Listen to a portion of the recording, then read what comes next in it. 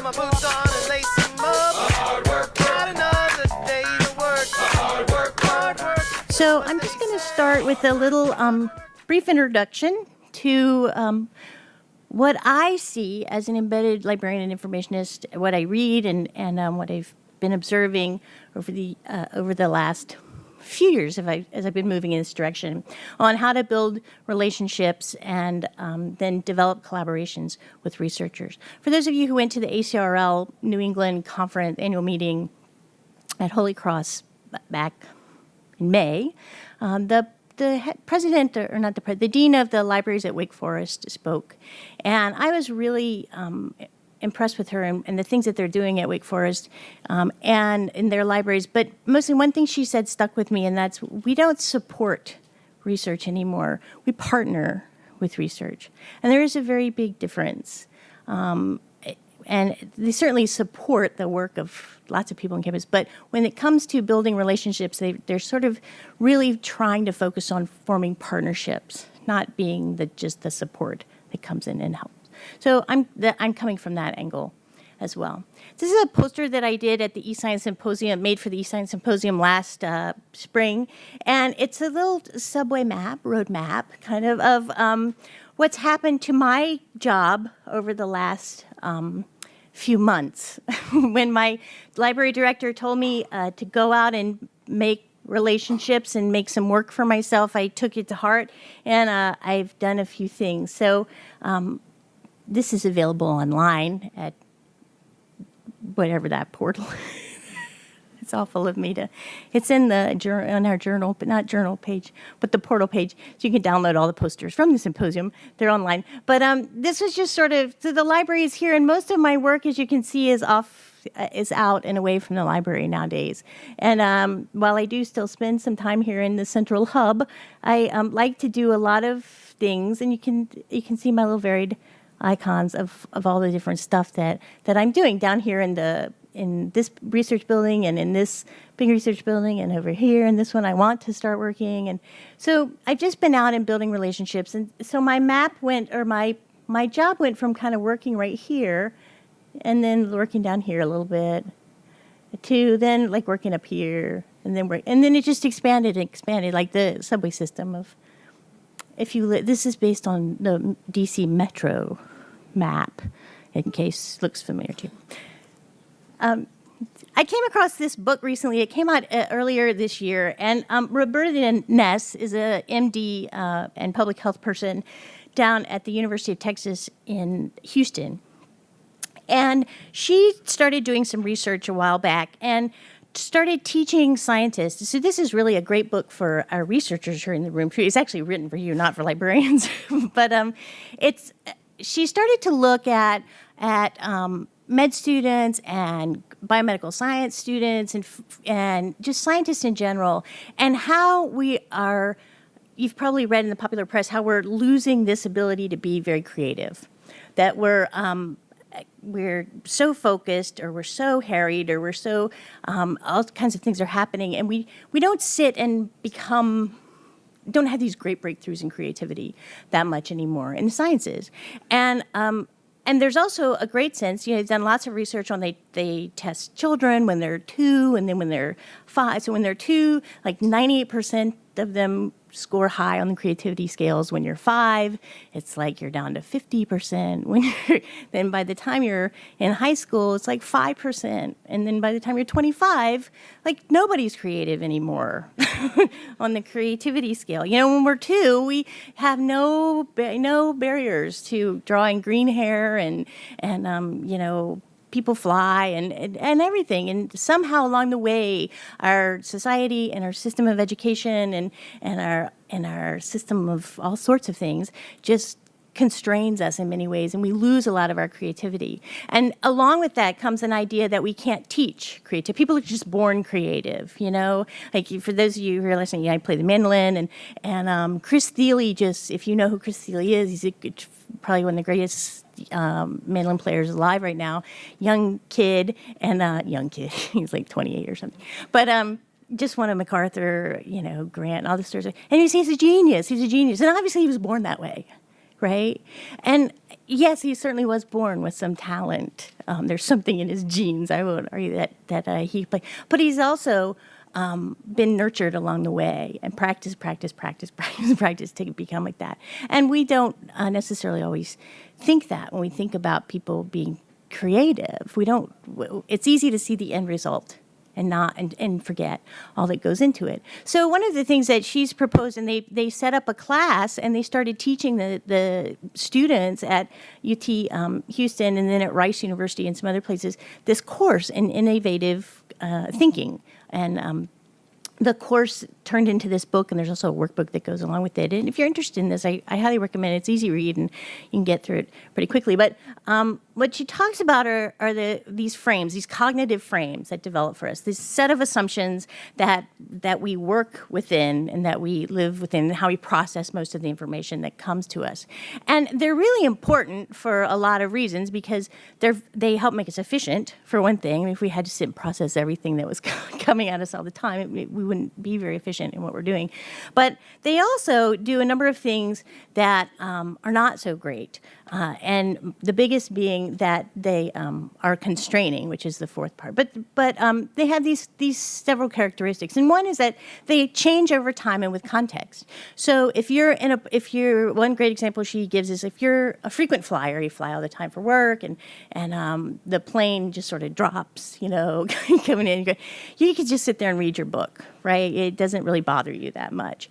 But if you're in the same situation, you're flying over Afghanistan and you're in the military and the plane drops, your reaction is very, very different, regardless of your training or how much you've flown.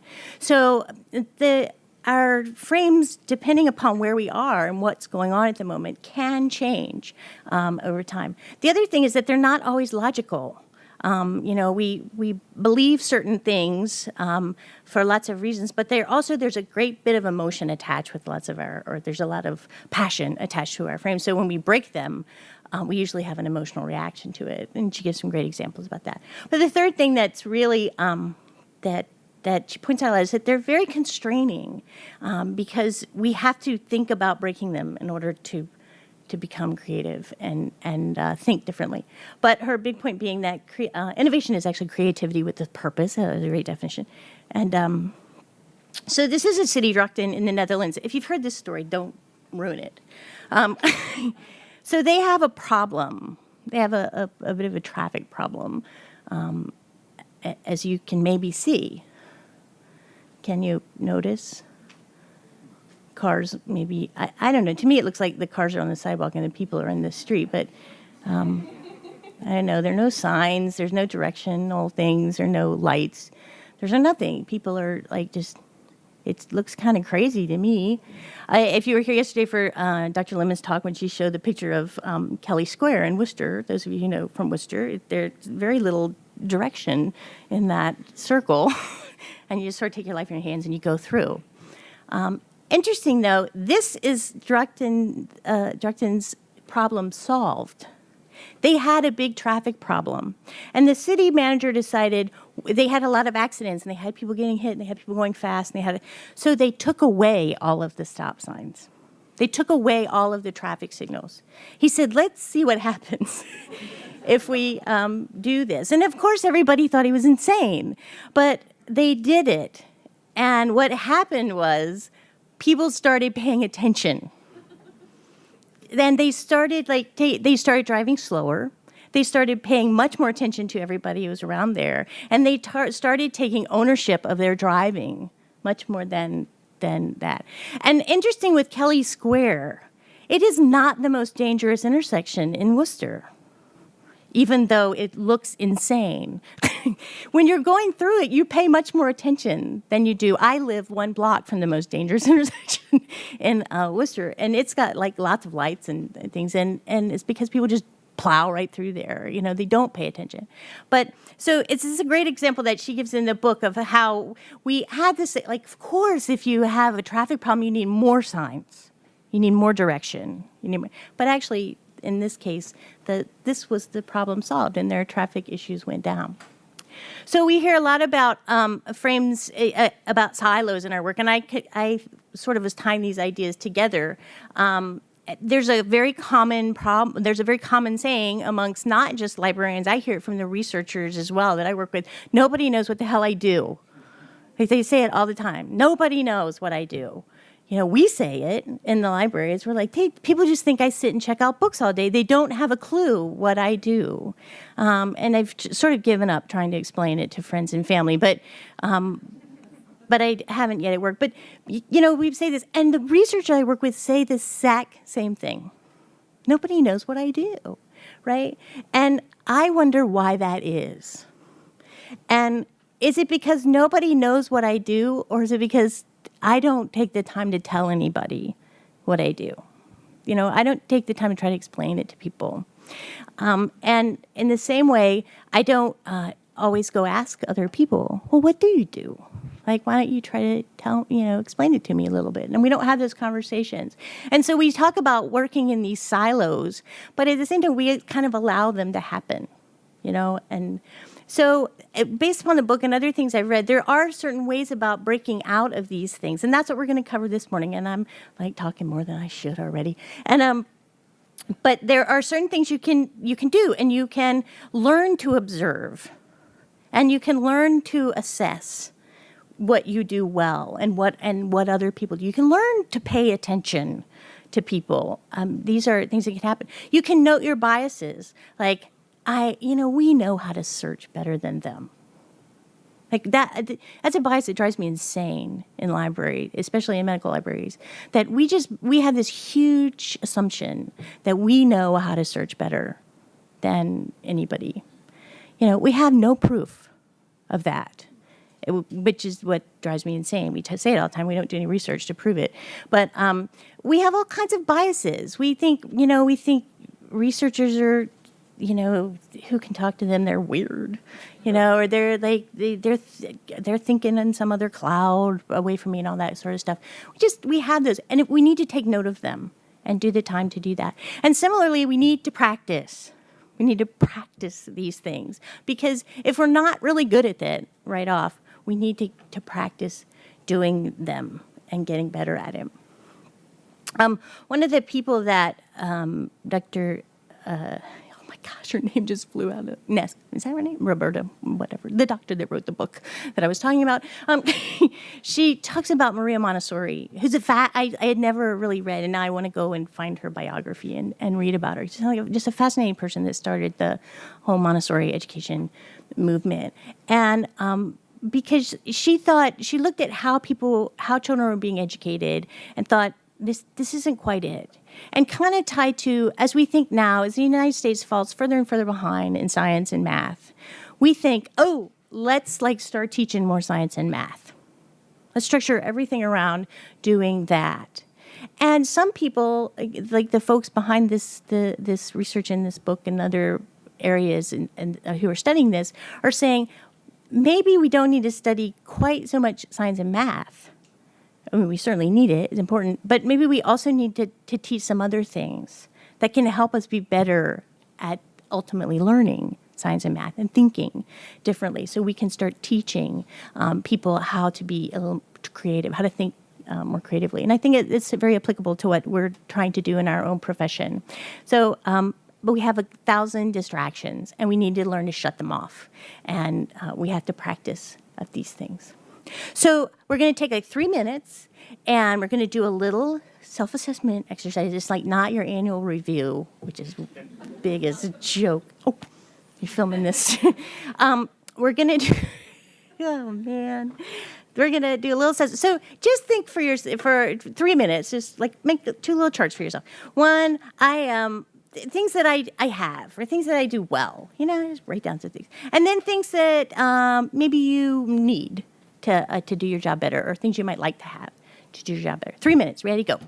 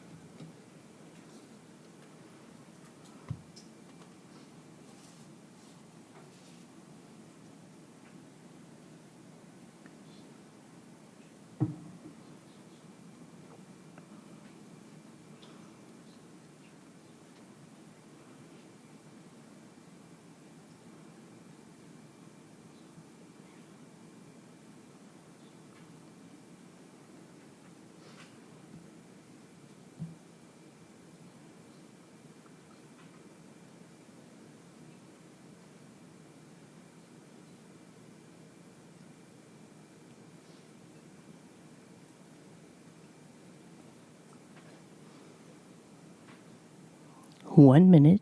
1 minute left in the period. 1 minute.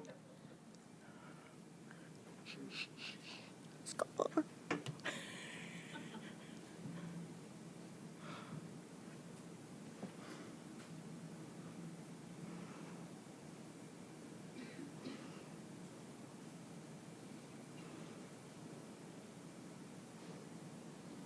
Okay, everybody has a few things at least I can tell. So, these are some of the things I wrote down. I did this exercise myself just right before here because I wanted to do it just like I was asking other people to do. Just 3 minutes, I wrote down. So these are some things that I do well. I can assess. I have a lot of interest. And that's a positive, that's something that I have, and it serves me well. I have some background in a relevant field, in physiology background, and I'm working in medical library, so that helps. I tend to be personable. That helps. I'm comfortable speaking in public, and that helps me in my job. And I also have a bit of confidence in what I'm doing. And I put an asterisk beside that because any research that's been done in the area of entrepreneurship, which is something that you do well, whether you're going into research or going into libraries or going into anything where you kind of have to make your own way, confidence is the number one predicting factor of people having success. Doesn't necessarily mean you can do what you say you can do, but you believe that you can. And there's some things that, though, as I've been working, that I really like to do. I really like to have some programming skills. I don't have any. So actually, next week, not this coming week, but the week after, there's a Women in Science and Engineering group in Boston, the WISE group in Boston, and they're holding a 2-day conference for women researchers and scientists and other folks who might be interested. It's a basic boot camp. It's another boot camp. And on programming, and you can just go and learn a few things in a couple of days. So it was free. I signed up, and those are the kind of things. I'm really interested in visual data and how people present their findings. I find that a fascinating field, and I'd like to know more about it and maybe even learn how to do some of it. I know that I need better project management skills. There are lots of things. And while I feel I'm a comfortable teacher in lectures, I don't know a lot about developing curricula. There's a guy right here who could help me do that, who I work with, and I know that. And so if I spent time with him, he could, because that's his area of expertise. But it's a really thing. I didn't write down things like I'm a good searcher, I'm good at metadata, I'm good. You could do that. I'm not saying, but there's no right or wrong to it. But it's a good exercise to do, and not just because it's your annual review. I say that. So that's all I'm going to say for the moment. I'm going to come back and talk a little bit about other things, but Rebecca's going to come and talk now for something else. No need to clap, Andy. It's all very free flowing. Free flowing. Oh, look, a chipmunk. Oh, sorry.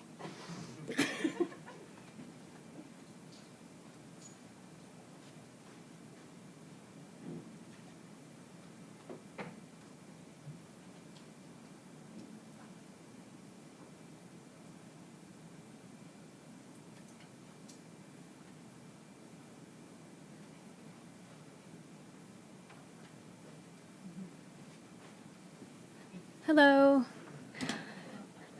So I'm following up on the interactive session of the Capstone here, and I'm gonna so I'm Rebecca Reznik-Zellen. I work here at University of Massachusetts Amherst. I'm the Digital Strategies Coordinator here, and I'm also the chair of the library's data working group, and I've been doing that since 2010.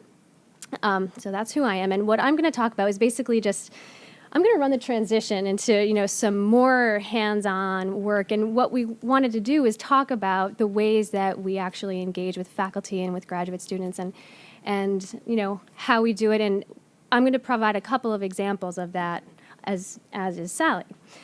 But to sort of frame it, this is a handy infographic here, actually, of the electromagnetic wavelengths, right? So you have the spectrum of visible light there up in the middle, and I thought it was kind of a good metaphor for thinking about library services. We do a lot of stuff, right? And maybe down by the radio waves, we're shelving books and stamping books, and maybe over by gamma rays, we're hardcore digital collections, metadata, programming stuff.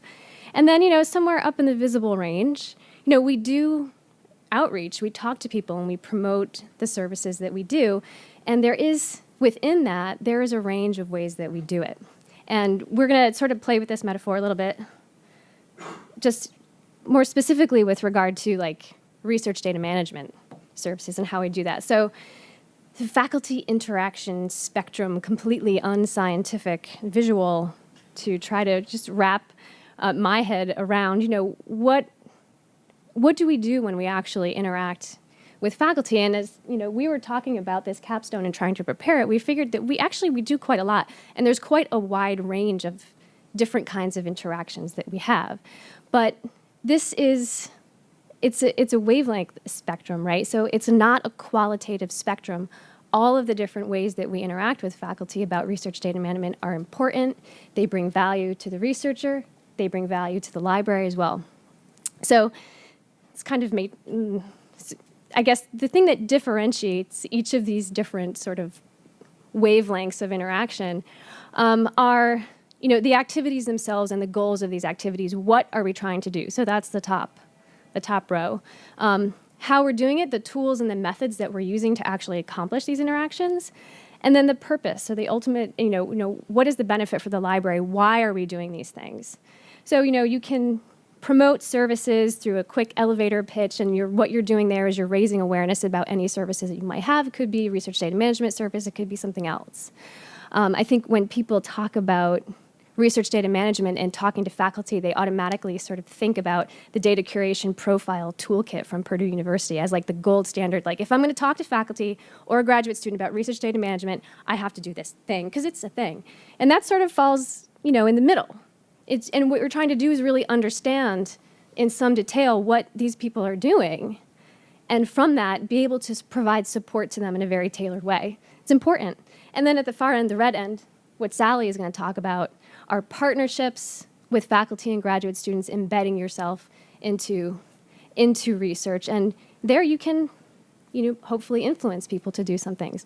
What's sort of missing from this is the who, right? You have the why, how, and the what. Who could be anybody, but this is really going to depend on your organization, how you're structured, the resources that you have, what else is going on in your campus, and so forth. The wherever.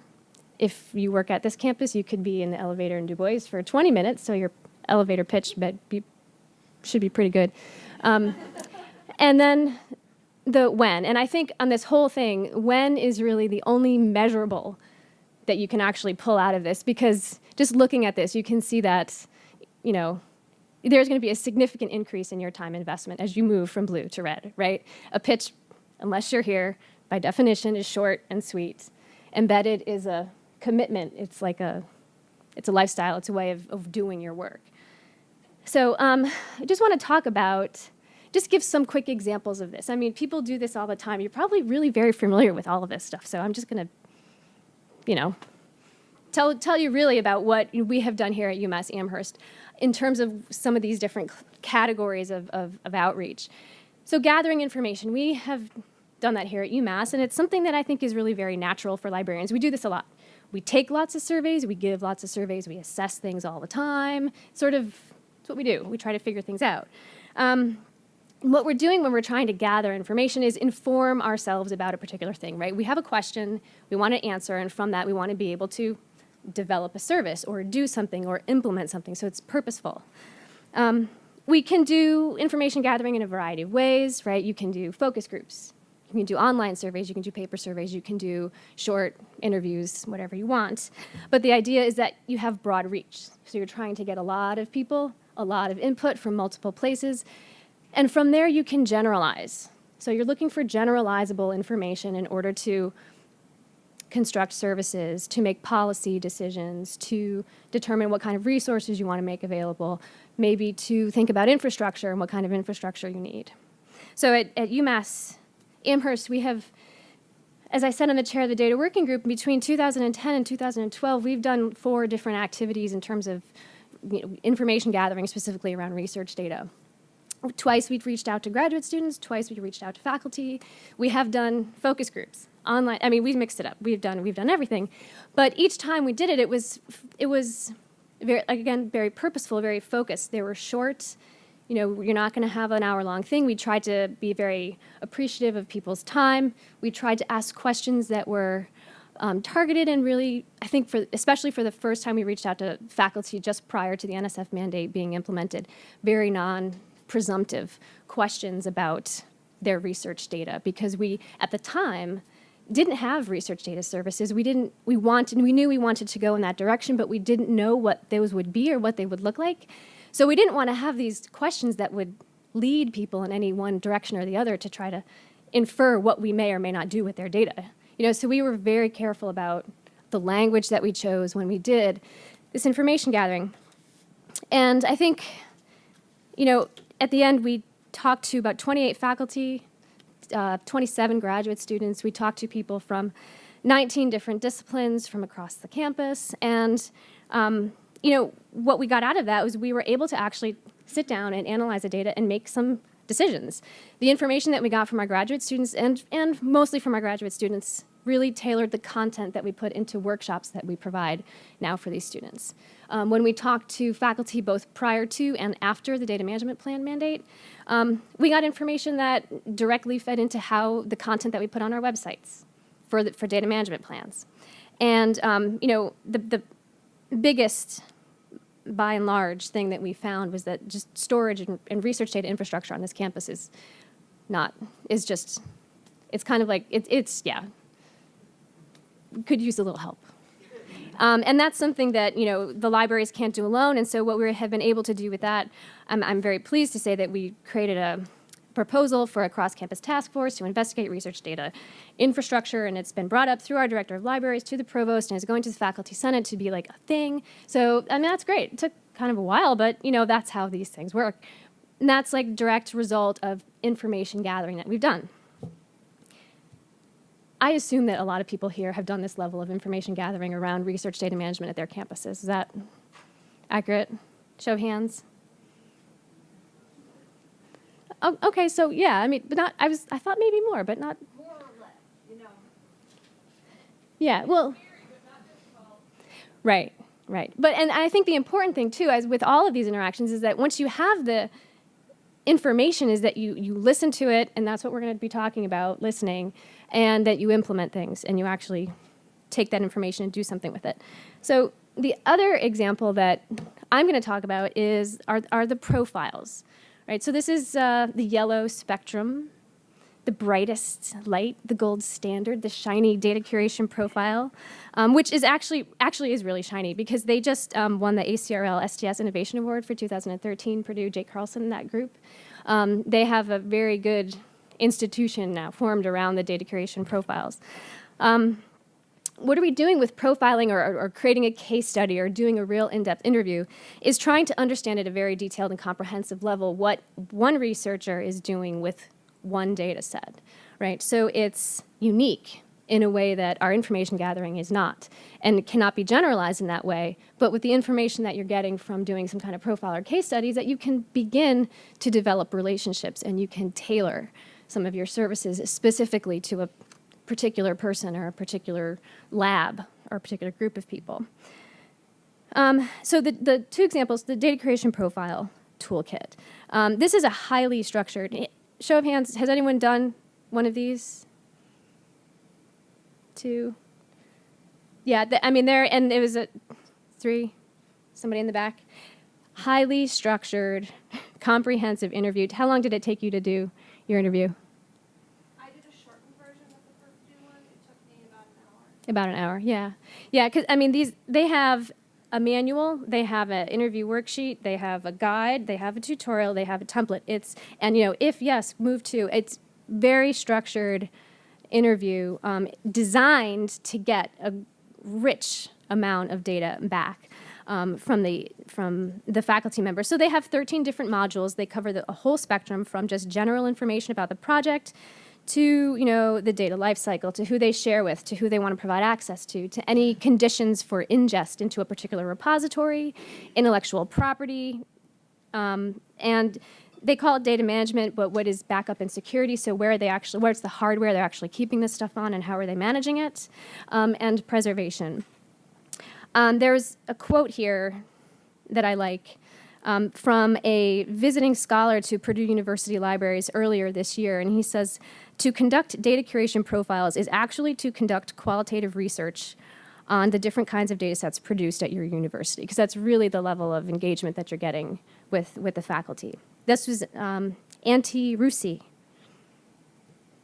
So there's that. Another kind of profile that you can do is also the case study. And the University of Massachusetts Medical School, I'm actually going to call out here.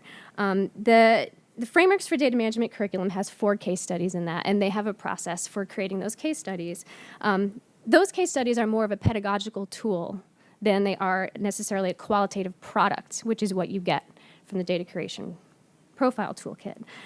These are less formal, they're semi-structured interviews, again with one faculty member about one particular data set. It's an iterative process, and I'm probably going to get this wrong, but it is an interpretive and integrated teaching case study. Is that right? Yes, very good. Awesome. So, and this basically follows the 7 principles of the Frameworks for Data Management curriculum. So it has question groups about the overview, the types of data, contextual details, storage and backup, ethical and legal, sharing and reuse, et cetera, and et cetera. At the University of Massachusetts Amherst, we Maxine and Naka and Jessica Adamick, who also works here in the Science Library, did one of these case studies on prediabetes research, the effects that we heard about yesterday.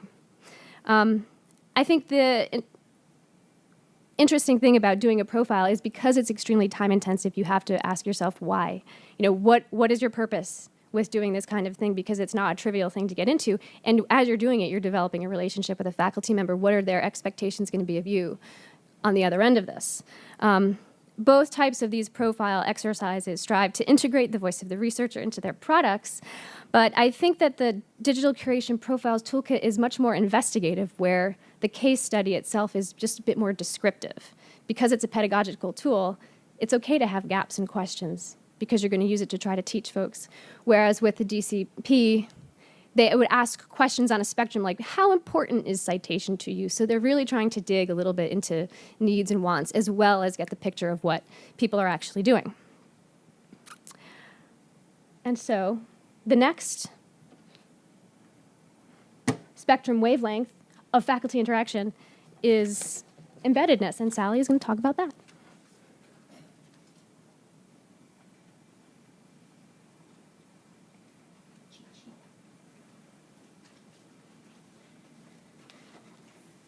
I didn't want to reproduce this slide, so just bringing it up here, putting it on the floor. My cheat sheet. So, a little bit of a background.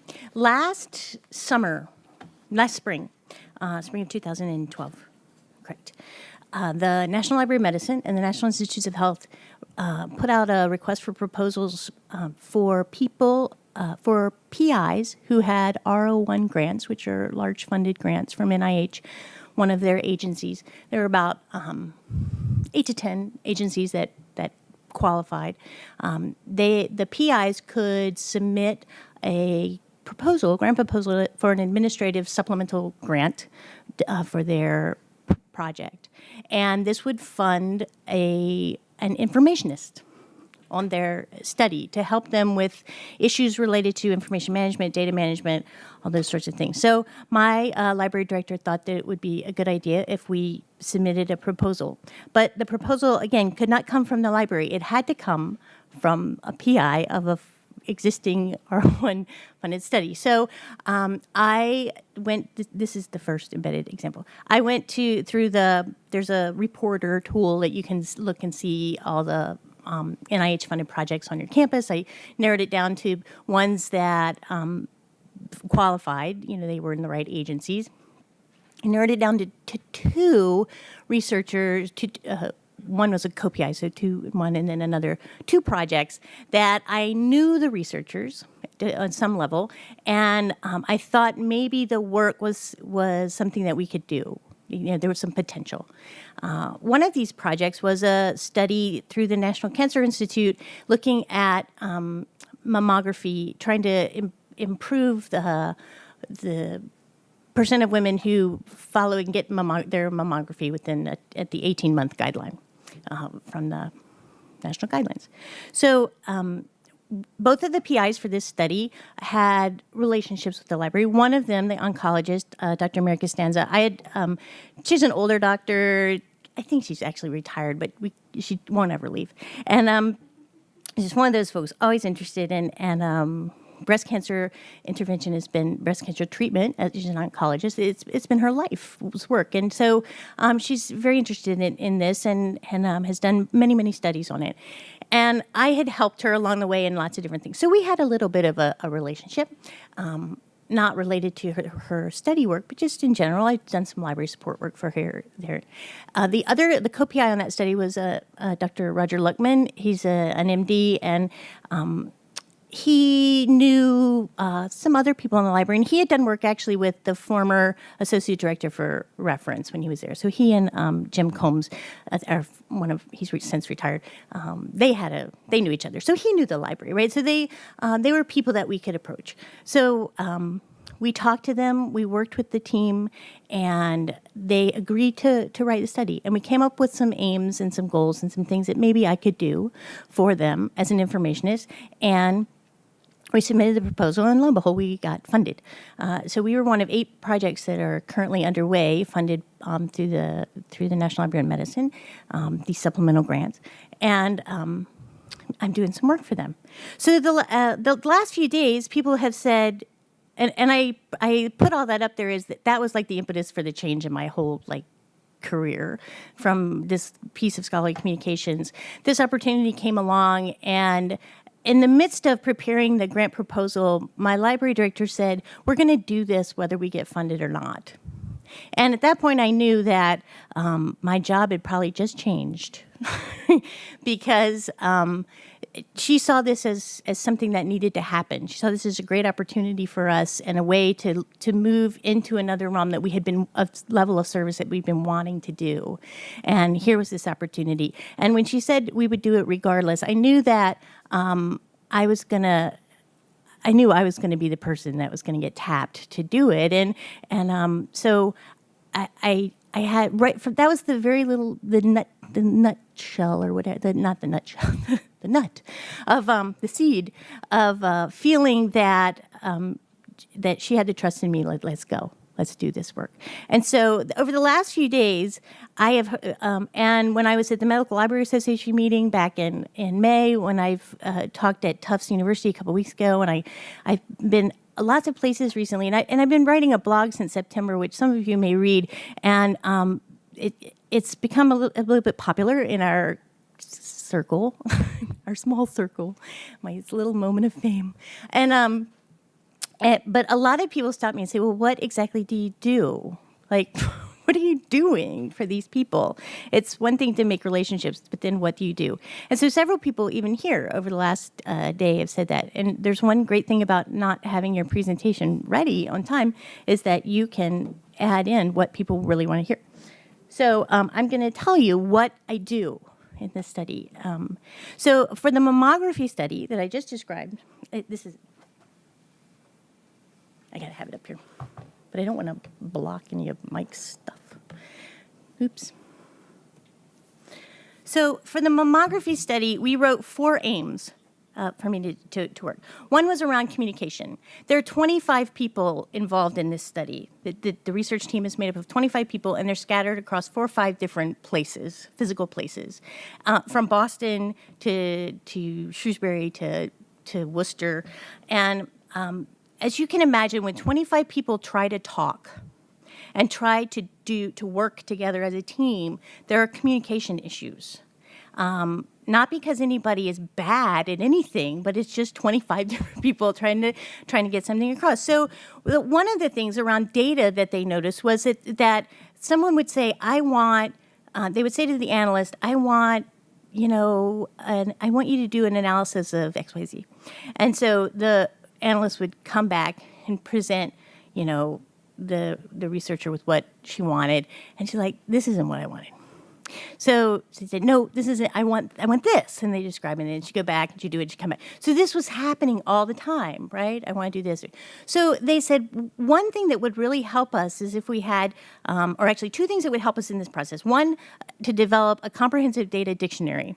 We have data coming in from 4 different sources, and none of them are using the same code book or dictionary, because they are things like, there's a claims data from an insurance carrier. We're getting data from there. We're getting data from 4 different, one healthcare system, a healthcare record, and as you know, these things, they're bigger than anybody sitting in a lab deciding that you're going to write your code book at first. The code books exist already. The dictionaries exist already. So they said, we need somebody to sit down and pull these things together and make a comprehensive dictionary, so that when I say I want this, we can all look and go, oh, that's what I really mean. We can use that. So that was something that I could do. It's about information management. It's about that. It's just like, here's a bunch of dictionaries, pull them together, look, make some sense out of them. That's what we do. That's what we're good at. And they didn't have anybody who could do that on their team. Not necessarily because they couldn't do it, but because it wasn't anybody's job to do it. And so they looked for that. And then I also developed a data request form. So when you want something from the analyst, you fill out this form. It goes, and there are a bunch of templates attached to it. Like, I want my table to look like this. Make my table look like figure 2.1. That's what I want. And then it comes back, and it's like, done. And interesting enough, last Tuesday's meeting, this is being filmed again. Last Tuesday's meeting, we had a discussion because someone on the study had asked for this name, and it had gone back and forth and back and forth and back and forth. And someone on the team said, you know what? Why don't we just suggest that you use that data request form? I said, yes, exactly. So I felt like, oh, yay, my work worked there. So that was the first aim, and those things have happened. The second thing was to deal with some technology issues. For anybody who's doing clinical research or any kind of research where within your core group yourself, you need to go outside of it to have something built for you, some sort of software package. Now, I've noticed that lots of the biomed, the benchtop scientists on our group, they do this on their own. They don't necessarily go. But a lot of because I think a lot of the students that end up with them, or the younger researchers, they can do some programming things that they want to do because they're interested in that and they've learned how to do it along the way. But the clinical researchers aren't quite there. And so they tend to go outside and hire consultants from tech people because they have trouble dealing with our internal IS department for lots of different reasons. But when you're talking to, when doctors or analysts or librarians or researchers of any sort are talking to IT people, the conversation doesn't always go very well because we tend to talk different languages. And so just like AIM 1, it's a communication thing. But the researchers were sort of interested in, has anybody ever written this up? Like, we went through a 3-year process, this iterative process, with this particular software consultant to develop this program that we're now using to collect data from subjects in the study. And, we learned a lot in that. Has anybody ever written it up? And if you did write it up, where would it go? Like, what journal would it end up in? So they said, figure that out for us. And so I did. So I've been searching, engineering databases and engineering literature and EMEA stuff, informatics things and stuff that, again, it's like they had this idea, we could do this, but we didn't have anybody to do it. And so I was like, oh, I can do that. So I've been writing that, and we're going to write a white paper. And interestingly enough, what's come out of that research so far is that it became my goal. My aims are to write and publish an article. It's become host a symposium, which is like totally up. But now we're into that because they think there's really a great benefit to bringing these groups together. So now we're looking into that. Bring people together. What does that have to do with anything I learned in library school? Not much. But but it's just a matter of I was there, and I can do these things, and part of a team, and we're all part of the team now. And I'm not the only one planning the symposium. Everybody's chipping in. But I'm like, I find an article, I'm like, this guy's talking about just what we're talking about. Share it with everybody, and then everybody talks about it, and we all. So I'm very much a part of the weekly team meeting, and we just chat about it. The third thing was to assess the skills of people within the team themselves. So this is like really basic, bringing those researchers up to speed on just some information management skills, some data literacy skills, all that sort of stuff, which was easy to do, Teach them how to set up alerts, teach them the basic stuff that I do all the time. But I was there for them, and I'm there for them every week, during my time, because they are paying for 10 hours of my time every week. It's written in the grant. So I have to work for them.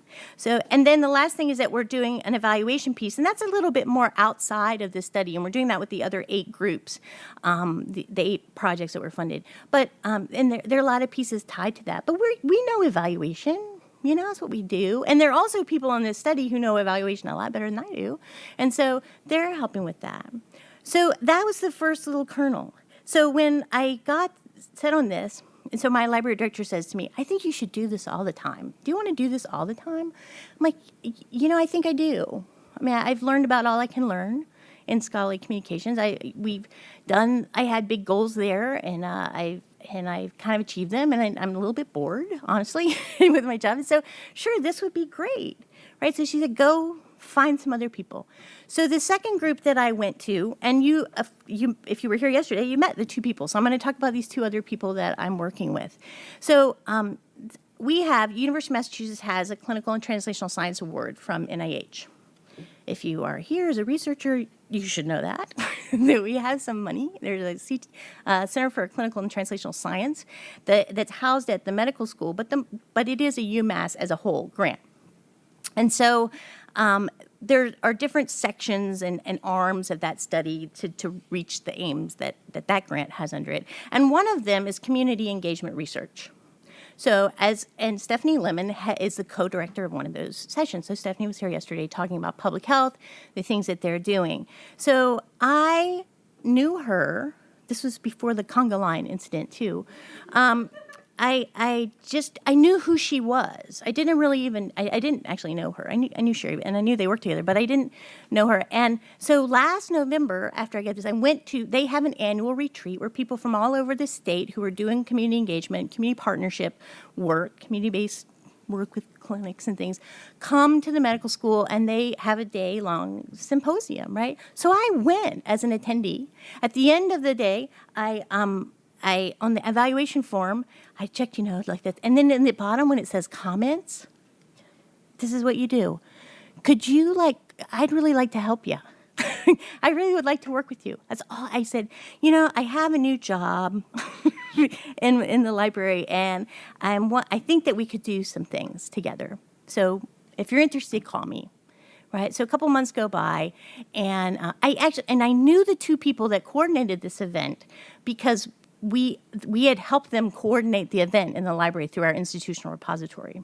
So the thing was already there. We collected their posters. I had a relationship with them. But I'm right. So a couple of months later, Amy comes back to me, sends me an email, and she's like, well, I didn't want you to think we didn't pay attention to the evaluations. We did, and can you write up what you meant? Write up a little bit of something what you meant. So I wrote back and I said, I'm trying to get embedded in research. I'm willing to give you some of my time. Here's some things we can do. She said, oh, that's great. Why don't you come to the next leadership meeting? So there are 5 people who sit on this leadership team. And I went and I proposed my idea. And they said, oh, you want to do something for us? Yeah, they thought right off that we wanted something from them. Because everybody comes to them wanting something from them. I was like, I want to help you. So they're like, oh, that's cool. Want to do a literature review? I'm like, well, sure, I can do a little, okay, what, on what? And so we talked about this whole area of disseminating research. How do you talk to, you recruit people from the public to be in your studies, and how do you then turn around and tell them actually what happened in the study? How do you share that information with them? How do you get it out to the public? How do you get it out to other clinicians? How do you get it out to policymakers? All those sorts of things. And they said, we'd really, we've been talking about this, and we'd like a literature review. And I'm like, well, okay. Knowing in the back of my mind this wasn't going to fly with my library director, like that's not enough to be embedded. Because we do literature reviews for people all the time. That's not the level that we're going for. But I said, sure. And they were ready to dismiss me and send me on my way after 10 minutes. And I said, do you mind if I just hang around and listen to the rest of your meeting? And I, sure. So they talked about a few other things. And it came out, things like the Center for Translational Science was wanting to offer a consultation service. And I already had relationships with them in regards to the NIH public access policy. It's kind of go-to person on campus for that. And so I said, I already provide consultation in that area. We could also do some knowledge management. Here's some things I'm doing for the mammography study. Does anybody need that over on this end? Does anybody need any information about doing bibliographic management, data management, lit reviews, in-depth things? Anybody need any information organization management kind of skills? All that sort of stuff. Anybody need, most people know that on campus, or eventually they get to me regarding the NIH public access policy, but wouldn't it be nice if it's just right up front for all the researchers so they don't have to go through the Office of Research or go here or there or wherever? And they're like, oh, that would be pretty great. I'm like, why don't you just make, information management services a consultation service out of your office, and I am your consult. And they're like, that's pretty cool. So now we have two things. And the third thing was they said, we never know. This is the question that everybody says. Every researcher, everywhere I go. We never know who's doing what where. Are there researchers here who could confirm that? Nobody ever knows what anybody else is doing on their campus. Or they may know people in their field in other campuses. But as we move more and more, and we heard about this in other research, as these topics in these areas of study become so cross-disciplinary, you don't know how to do everything you need to do in your specific area anymore. And people don't know how to find other people to do it. And as Barry said yesterday in his talk, it doesn't work to just throw people together. The deans can bring people together, but that doesn't always work. And so everybody wants this tool, and lots of tools have been developed, right? Through the Translational Science Award. Harvard developed the Profiles tool. Whoever else developed the Vivo tool. There are lots of tools that are out there, but they fall short of actually pulling people together. And so they're like, we want a tool for that. And I said, well, this is what you start to do. You just started a listserv. You just start, archiving that information. And so I said, just, put me on listserv. So I started just collecting the names of people around listserv. I write them back and say, what skills do you have? And I started building this little database. And eventually we'll have a nice database of people who, these are the people, this is what they do, these are their skills, right? And that again, that's pretty simple stuff. And I said, and don't make this public. Right? Don't give it to the people to go look. Don't build another database for somebody to say, I need a researcher, who can tell me about whatever they're looking for. And people are sick of looking for other people online. They just want to pick up the phone and call you and say, who's doing this? And so, but really, the tool just needs to work for us. Right? And then we tell people. So I did that. It's about developing another control vocabulary. So I'm doing that for them. It's about just archiving their communications. It's things that people never think of when we have this big flood of information. It's coming in all sorts of ways. People are really busy. They're very distracted. And we can go in there as one step behind and sort of look at the big picture and say, well, I know how to do this or this or this. Let me help you do that. So that's the third thing. Okay. And then the last, which I think I referenced a little bit earlier, is that I was teaching, and Sherry, who was here yesterday as well I was teaching in her team science class, and at the end of it, she said, oh my gosh, you need to, I have some money. I had this grant from the president's office to develop this mobile health center, and it's been sitting on my desk, not like the pile of money wasn't sitting on her desk, but the project's been sitting on my desk for 6 months because I can't find the time to get started. And the first thing I need to do is build we have somebody out here at Amherst who's developing put up the framework for the website, but yeah, I don't have any content. I don't know what to put in there. I don't know who's doing what. I need a survey of the people, like the chipmunk, go out and gather the information. I need to know who's doing what, and I don't have time to do it. You do it. I'm like, you pay me, I'll do it. And so she said, I got money. And so now she's paying for half day of my work each week. So the first thing we're doing, we just started this week. We met earlier in the week. And the first thing is to just start searching through all the faculty, all the researchers at our campus, at this campus, maybe at Lowell. I'm not sure who's doing what. But who's doing anything related to developing mobile apps, to developing that sort of technology, to doing research in that area, all that kind of stuff. So that's just like finding people. We can do that, build a little database, put them in. Again, develop another standard vocabulary for them to use so that we can say, I'm looking for blah kind of a person, and everybody's looking for the same. We know what that means. It's a great thing about tagging. I'm still kind of back and forth on the whole tagging thing. It's a nice idea when you can tag images with whatever you think. But at the same time, when everybody... there's also something to be said for using some language that we all agree that this is what we mean when we use this word. So we kind of mix that up. So it's about finding the members. It's about starting to develop the community, which I could help with that. And then, again, it's about disseminating. Eventually, down the line, we'll do disseminating. And I'll manage the website for her and put the content up, and we'll build a sort of a thing. And the great thing, to showcase one of the programs here, is the Inner Nano project that happened here in nanoscience was a great model for me to take to Sherry to say, they developed this whole center around nanotechnology. That's what we can do for mobile health. And that's out of the library. We can model that. And so that was really great. So those are the things. That's how I spend my day. And there's nothing, I deal with data at that level. I don't really care about storage. I don't care about how they manage it other than that they talk to each other. And that sort of stuff somebody else deals with. But these are just really basic skills that we all kind of have, and or that we can all develop. And so I go out, make the things. And now I couldn't, if I'm done. That's my work. I got plenty of work. I can't do any more if I wanted to. So I don't need to find any more partners at the moment. But this work will keep me busy for a while. And so that's an example of just going out and a lot of times when people say, I can't imagine, how is that sustainable? How can you provide that level of service to just a small group of people and meet all of your patron needs?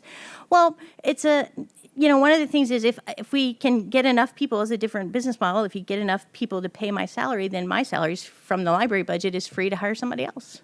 And they can do the same. And then it's different. It means my salary becomes dependent upon somebody's grant, and that's different. But I'm okay with it if it, brings in, gives me interesting work and gives opportunity for some other people to do things. And it's also very much the same way the researchers work. And so I start to understand how they work because they're all entrepreneurial as well. It's if you run your own lab, you spend a lot of time finding money, hiring staff, getting people. It's like running your own business. And so those are I feel like in some ways I'm just kind of running my own business nowadays, doing that out of the library. This is a sheet. I spoke at the Medical Library Association meeting. I did a breakout session on health disparities, which was just an area that interests me. And I talked about how librarians might help in the area of health disparities. You can share these if you want, if we don't have enough. This may not have anything to do with anything that you work with, and that's fine. That doesn't matter for the point. Suppose, for a moment, for this exercise, this is the National Prevention Strategy for Eliminating Health Disparities, right? This comes from the Surgeon General's office. So suppose in your work, you had the opportunity to sit down with the Surgeon General of the United States. And she says to you, these are our things. This is what we're committed to doing. I just kind of read through, and she just sort of talks like, "This is the work. This is what I want to do in this area." Blah blah blah blah blah blah blah. We're committed to supporting and expanding cross-sector activities to enhance access to high-quality education, jobs, economic opportunities for health living. Blah blah blah. Access to parks, grocery stores, safe neighborhoods. You hear her say that. Is there anything in that bullet point where you can see inserting yourself and your skill set. So that's what we're going to do for a few minutes. You just kind of read through this. You'll notice over on the back side that there is under the word library is mentioned here. Oh, down under businesses and employers. It says partner with local resources such as libraries and literacy programs to enhance employees' abilities to identify and use reliable health information. Okay, so check that one off. They already said they'd come to us on that one. But all the others, where else could you maybe work and what could you do? So we're going to do that for a few minutes while we have a little coffee break, and then, am I following the schedule correctly? Get coffee, work on this for a few minutes, and maybe we'll take a couple questions before if people had questions. So the projects you're working on for your partners, do you ever see a point where you can hand those off to the lab, or are you always going to be updating that database of researchers and what they're doing? So the question was, do I ever see a point in this work that I'm doing with the teams that I would hand it off to the lab? Yes and no. So the goal of being embedded is not so much to get people up to speed, and then it's not teaching people to fish anymore. You know, like that model in libraries, I teach you to fish, and then you go fish for yourself, and rather than fish, I'm back to fishing for people. And I'm happy to do it. That is my job. It's just like I think of myself as a statistician or an analyst or anybody else who's been put on the team. They don't go on the team to teach people how to do statistics. You know, they were put on that team for a reason because that's their area of expertise. So in that sense, there are certain things I'm not going to give up to them. But in terms of like developing the data dictionary, and that the goal of that is they've done this particular group has done these studies for 30 years, these phone intervention studies. So that in that sense, the goal is to develop something that then makes their future studies work better. So I tweak it every now and then, yeah, maybe. But basically, that's a tool I'm providing to them that hopefully they can use on their way. But I am a part of the study till the study's over. We write the papers, you publish whatever gets published, and then you move on to the next thing. That's more of the model that we're going with. I'm interested in what you said about developing a data dictionary. So since you're working in the medical field, I kind of feel like there are a couple of standard, control vocabulary schemes that we use all the time. So for example, MASH and the UMS. How is this data dictionary different from those? Because they were developed by people who didn't use those things. Because insurance companies don't look to mesh when they develop their claims database. They don't look at medical subject headings. They don't look at they look at interoperability standards, of course, for certain things, but they don't necessarily talk about the same. Great example. What is a smoker? Okay, it's like a field that appears, and you go into your doctor. Your PA says, "Are you a smoker?" You say yes or no. So you fill in the field, and whoever the healthcare provider goes, "No." You say, "No, not a smoker." Right? So that data goes somewhere, and then what happens? Then you come in the next time. You go, "Are you a smoker?" Yes. Because I picked up smoking in the right check. Now you're yes. That data might get overridden. It might get, but the thing is that a smoker, so what do you mean by a smoker? Are you a current smoker? Were you ever a smoker? And I noticed I was sitting in one meeting with lots of different people, and there were 3 different definitions for what a smoker was. Current smoker, past smoker, try and quit. I can't remember them all. The same thing happens with race and ethnicity and all these sorts of things, which we're trying to get a handle on from the federal government level. They're trying to get a handle on those things, but at the frontline work, it doesn't really happen, And so we get lots of things coming in different ways, and so then you just get down to the 25 people who are working on the study, and they're talking in another way. And the analyst developed another code book because she wanted to do so. It's a matter of just pulling all those things together. Lots of them do intersect. But if they're all in one place and people can look at it and say, "Oh, got it." Do you ever, do you think there's ever a time when all these codes will kind of resolve themselves? Like, so for example, with the So, yeah. So the question is, do I see a time when all these codes related to electronic medical records, electronic health records will resolve themselves? No, I don't, because they're all proprietary software. And people have no, until they are told to play together, they won't, because they can sell their thing. This is the benefit of our thing, and that's the society that we work in. That's the structure that we're working in, and even I was surprised, and when I found even pharmaceuticals, there are like 2 different major standards that are used for sending drug orders to a pharmacy, because they're 2 big competing people who do these, and so they can't even talk together. And so that sort of a thing is kind of going to happen. And as long as we have, 2,000 people competing to develop an electronic health record, and granted, there are really like 3 or 4 key players in that field, but it's kind of, to me, it's like the Microsoft Apple thing, and until there was enough pressure from users to say, I want to play my iTunes on my PC, then they changed. But it's a huge barrier. And so I feel like my role, and as I talk to people and thinking about it, I cannot fix that. There's nothing I can do to fix it, but I can at least make it easier for the folks who are working.